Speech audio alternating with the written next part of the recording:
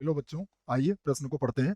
सदिशों ए x बराबर है cos x आई cap plus sine x जे cap. दूसरा सदिश दिया हमें बी एक्स, जो कि दिया गया है एक्स आई कैप प्लस साइन एक्स जे कैप के सरेखी होने के लिए। यदि ये दोनों सदिशों के सरेखी होने के लिए हमें चार विकल्प दिए गए हैं। एक्स का अद्वितीय मान, और उस वह कहा गया है एक्स का मान 0 से पाई बटा 6 के मध्य हो। एक्स का अद्वितीय मान यहाँ पर पाई बटा 6 से पाई बटा 3 के मध्य होना चाहिए। एक्स का कोई मान नहीं है, और एक्स के अनंत मान होंगे, जो कि 0 से पाई बटा 2 के मध्य होंगे। ये बात हमसे कही गई है, और हमें इनमें से सही विकल्प का पता लगाना है।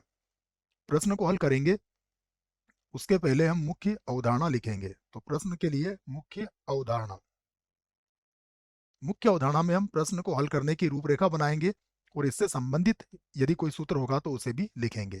तो यहाँ पर मैं जो लिखने वाला हूँ उसे देखिए। यदि हमारे पास कोई सदिश ए है, और ये कुछ इस प्रकार से दिया गया है ए वन आई कैप,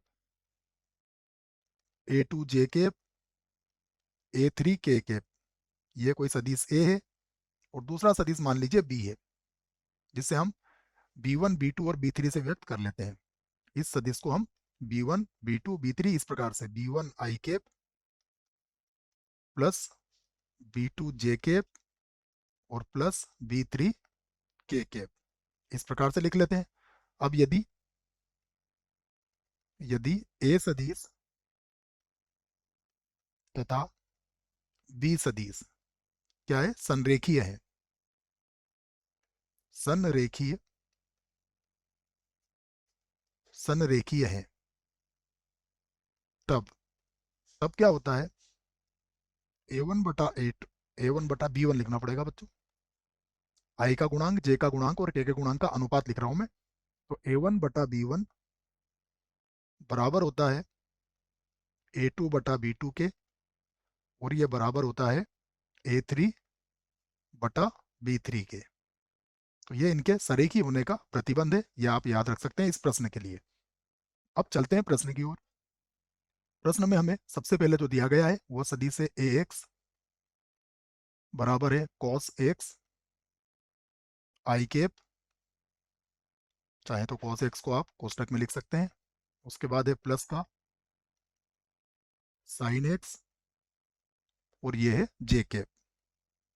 दूसरा सदिश दिया गया है बी एक्स के रूप में, तो ये लिख लेते हैं हम, है ना, ए के ऊपर भी हम सदिश लगा देते हैं। ये बनेगा आपका एक्स आई कैप और प्लस है साइन एक्स, और यहाँ पर है जे कैप। अब हम इसी बात को कहेंगे कि यदि यदि ए एक्स सदिश तथा बी ऑफ एक्स सदिश क्या है, संरेखी है, संरेखी या रेखी लिख लीजिए पूरा, संरेखी है, तब तब क्या होगा, इनका जो अनुपात होगा, इसके गुणांक होगा, वो बराबर होगा। तब हम लिख सकते हैं cos एक्स बटा एक्स, यहाँ पर लिख लेते हैं हम cos एक्स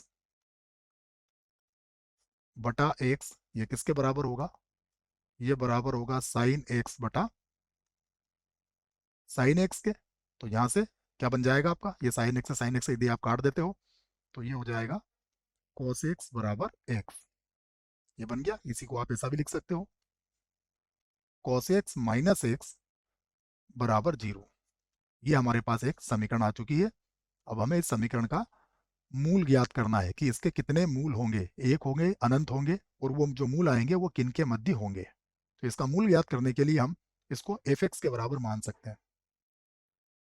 तो माना एफ एक्स बराबर एक फलन मैंने इसको बना दिया है cos x minus sine x. तो ये मैंने एक फलन ले लिया है, देखिए। हमें अब समीकरण नंबर दो के मूल पता करना है बच्चों। यदि समीकरण नंबर दो के मूलों की संख्या और मूलों के बारे में पता करना है तो हम यहाँ पर आलेखी विधि का प्रयोग करेंगे। देखो, मैं यहाँ पर लिखूंगा फिर से पुनः पुनः हम क्या करेंगे, इस समीकरण को दो भागों में अलग अलग फलन मानेंगे। पहले फलन को मैं एफ वन एक्स मान लेता हूँ, पहले भाग को एफ वन एक्स बराबर तो हो गया हमारे पास कॉस एक्स, तथा दूसरे को मैं एफ टू एक्स ले लेता हूँ, और एफ टू एक्स बराबर ले लेता हूँ मैं एक्स। अब यदि हम दोनों का आलेख बनाए तो देखिए दोनों का आलेख किस प्रकार से बनेगा। दोनों से संबंधित जब हम आलेख बनाएंगे तो कॉस एक्स का आलेख कुछ इस प्रकार होता है, हमें पता है कॉस एक्स का आलेख ये कुछ इस प्रकार से होगा। कॉस एक्स का आलेख यहाँ पर क्या मिलेगा आपको, यहाँ पर तो 0 मिलेगा और यहाँ पर पाई बटा 2 मिलेगा। उसके बाद f2x बराबर x है, तो एक सरल रेखा को व्यक्त करता है जो मूल बिंदु से जाती है, तो ये एक सरल रेखा हो जाएगी आपकी। अब ये हम स्पष्ट रूप से देख सकते हैं कि दोनों का संयुक्त फलन जो बना रहे हैं हम समीकरण नंबर 2 में, वो दोनों का अंतर है, अर्थात दोनों का जो प्रतिच्छेद बिंदु है वो स्पष्ट रूप से एक ही है। अब ये जो प्रतिच्छेद बिंदु है ये हमें प्राप्त करना है, तो यहाँ पर एक बात तो हम कह सकते हैं कि केवल एक ही जगह पर ये प्रतिच्छेद कर रहे हैं, क्योंकि देखो ये जो आलेख जाएगा ये नीचे इस रेखा से नहीं मिलेगा, ये आलेख वापस इधर ही चला जाएगा। इसका अर्थ ये हुआ कि केवल एक अद्वितीय बिंदु है इनका इस समीकरण का हल। अब हमें पता करना है कि ये जो बिंदु आपके सामने आया है यह बिंदु किस अंतराल में आएगा। तो इसका पता करने के लिए हम क्या करेंगे, देखो एक सारणी बनाएंगे यहाँ पर समीकरण नंबर 2 से संबंधित। यहाँ पर मैं एक सारणी बना देता हूँ, 0 से पाई बटा 2 के मध्य हमें जांच करना है इसकी। तो 0 से पाई बटा 2 के मध्य हम एफ एक्स के लिए एक सारणी तैयार करते हैं, उससे काफी बातें हम समझ जाएंगे। ये यहाँ पर हमने एक सारणी बना ली बच्चों। यहाँ पर मैंने लिख दिया एक्स, एक्स का मान, और यहाँ पर लिख दिया मैंने एफ एक्स। अब आप देखिए सबसे पहले मैं इसमें 0 रखता हूँ। यदि मैंने x का मान यहाँ पर 0 रखा तो एफ एक्स का मान देखिएगा, cos 0 का मान कितना होता है 1, तो यहाँ पर हमें कौन सा मान मिलेगा, हमें 1 मिलेगा। अब 0 के बाद रखते हैं हम पाई बटा 6, पाई बटा 6 रखते हैं। देखिए तो cos पाई बटा 6 कितना होता है, cos पाई बटा 6 मैं यहाँ पर लिख के बता देता हूँ, ये होगा 30, ये होता है वर्गमूल 3 बटा 2 होता है, ठीक है। और x का मान कितना रखा है आपने, ये मान रखा है आपने पाई बटा 6, ये रख दिया। मैं इसको पूरा यहाँ लिख देता हूँ, ये मान आएगा हमारा वर्गमूल 3 बटा 2 और माइनस का हो जाएगा पाई बटा 6, ठीक है, ये 30 हो गया।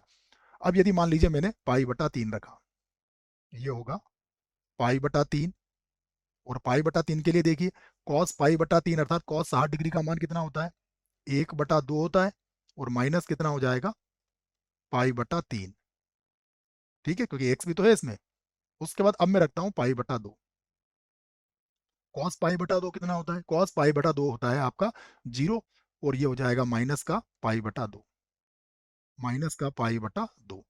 तो अब आपको ये देखना है कि देखिए एक जो है ये तो हमारा क्या है धनात्मक मान है। उसके बाद अगर आप √3/2 की बात करें तो देखो √3/2, ये √3/2 का मान अगर आप देखेंगे तो ये 1.73 के लगभग होगा बटा 2 होगा, और इसका मान अगर देखेंगे तो ये होगा 3.1614 बच्चों, और बटे में आ जाएगा 6, ठीक है। तो ये तो आपको 0 से बड़ा मिलेगा। देखो अगर आप इसको भाग लगाओगे तो ये लगभग लगभग बता रहा हूँ बच्चों, ये 0.86 के आसपास हो जाएगा देखो। और अगर आप इसको भाग लगाओगे तो ये हो जाएगा 0 और ये लगभग हो जाएगा 5.2 के आसपास। तो आप साफ कह सकते हो कि ये 0 से बड़ा है। इसका मतलब ये जो भाग आया हमारा, ये भाग तो हमारा धनात्मक है, ये भाग भी हमारा धनात्मक है क्योंकि एक धनात्मक संख्या है। अब 1/2 में से माइनस का पाई बटा 3 घटाओगे तो ये तो पॉइंट मतलब 0.5 होगा, और ये तो 1 से ज्यादा होगा, अर्थात ये क्या मिलेगा आपको, ऋणात्मक मिलेगा, और ये भी आपका ऋणात्मक है। तो अब समीकरण को जब भी कोई मूल संतुष्ट करता है तो समीकरण किसके बराबर हो जाएगी, 0 के बराबर हो जाएगी। आप इस बात को समझिएगा। 0 कब आता है, 0 तब आता है बच्चों जब एक संख्या रेखा से, समझिए आप, अगर मान लीजिए यहाँ पर 0 आपको लाना है तो ऋणात्मक से धनात्मक की तरफ आओगे तब आपको 0 मिलेगा, या फिर धनात्मक से ऋणात्मक की तरफ आओगे तब आपको 0 मिलेगा। अब यहाँ पर समझिएगा आप पाई बटा 6 पर आपको धनात्मक मान मिल रहा है और पाई बटा 3 पर आपको क्या मिल रहा है, ऋणात्मक मान मिल रहा है, मतलब इसके मध्य 0 जरूर आएगा। अर्थ यह हुआ कि जब 0 आएगा एफ एक्स का मान तो वही तो समीकरण का मूल होगा। तो हम इस बात को कह सकते हैं कि हम अगर इसका सीधा सीधा मूल ज्ञात नहीं कर सकते तो एक अंतराल हमें पता लग गया है कि पाई बटा 6 से पाई बटा 3 के मध्य इस समीकरण का चिन्ह क्या हो रहा है, परिवर्तित हो रहा है, प्लस से माइनस में। तो बीच में कहीं ना कहीं एक मूल आपको इसका अवश्य मिलेगा, और वो मूल आपको जहां ग्राफ में पता लग रहा है यहां से मिल जाएगा।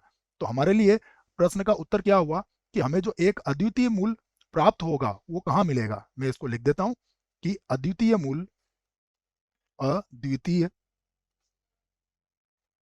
अद्वितीय मूल जो होगा वो आपको कहाँ मिलेगा, मूल एक ही मिलेगा, ये हम ग्राफ से पता कर सकते हैं। और वो जो अद्वितीय मूल मिलने वाला है हमें वो किस अंतराल में मिलेगा, वो मिलेगा पाई बटा 6